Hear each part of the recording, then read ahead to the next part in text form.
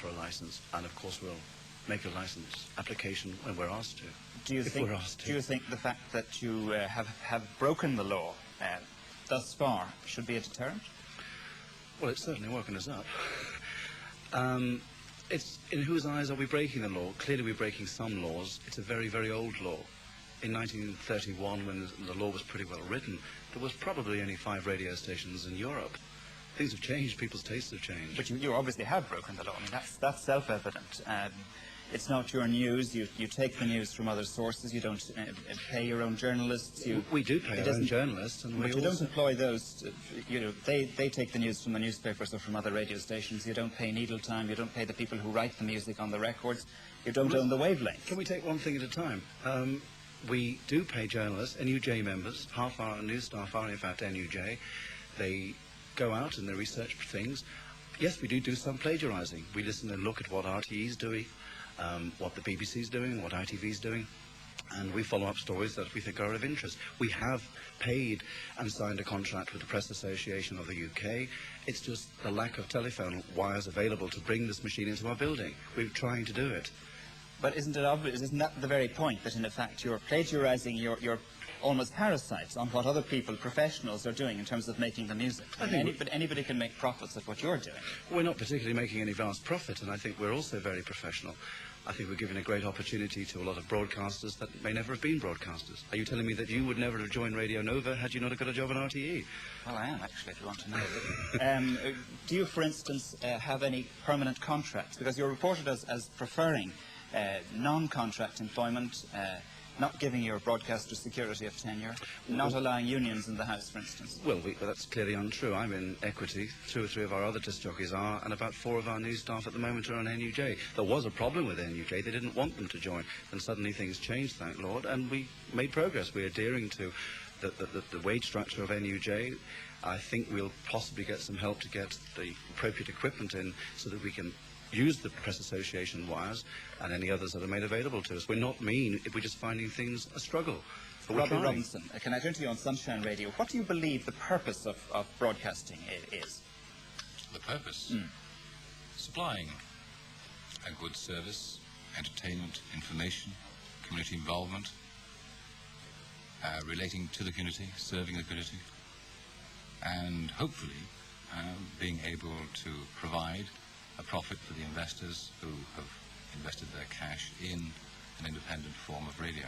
Do you accept that in big cities it's possible to make profits and that it isn't possible to give public service broadcasting in other more regional parts of the country? No, I don't.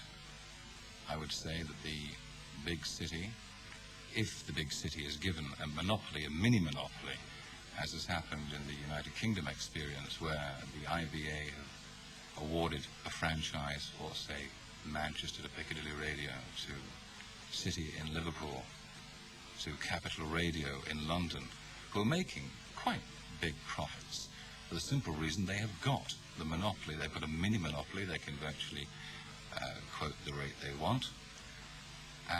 Here, the experience should be different. The smaller communities can have their own radio station. It is possible to set up a radio station, say, serving a community of 10, 12, 15,000 for as little as £50,000. Are you trying to tell me that the local businessmen, the local people would not be forthcoming? But would you be interested in setting up that kind of station rather than a station in Dublin? Yes, I would. And I'd also welcome a proposal of twinning with any small community up and down the country. It would be far more interesting to serve Dublin, of course. Chris Carey, have you lobbied the politicians? Presumably you have, some of them. Not in the way that we plagiarise them, no. We've tried to keep a low profile. We've tried to stay in the middle. I mean, we are aware that it is a very grey area, and that if everybody went bananas putting on radio stations, it would become totally chaotic. So the 2 years that we've broadcasted and helped people, I'm not going to keep on selling that. How can I explain it the best way? Presumably you've lobbied the politicians to say we've that asked you deserve not necessarily. We've got no God-given right to say we must do it because we've broken the law the best way, so let's just give us a licence, we know how to do it. That would cause chaos in the country. We do believe in government, and so does everybody else in the station. Robbie Robinson, do you think surely something should be mentioned here, that is it the chicken and egg situation? legislators don't just pull legislation out of a hat. What they do, in fact, they listen to their constituents. They realize that there is a demand, a need for a service, for a piece of legislation. They take that representation to the legislators make that legislation.